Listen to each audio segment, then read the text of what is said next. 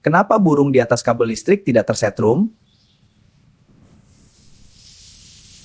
Karena kedua kakinya berada pada kabel dengan tegangan yang sama. Arus listrik hanya mengalir jika ada perbedaan tegangan. Sementara manusia bisa kesetrum karena menyentuh dua titik dengan tegangan berbeda, misalnya kabel dan tanah. Burung di satu kabel aman, sementara manusia bisa kesetrum karena tidak berpijak pada satu kabel. Kesimpulannya, arus listrik hanya mengalir jika ada perbedaan tegangan dan jalur tertutup.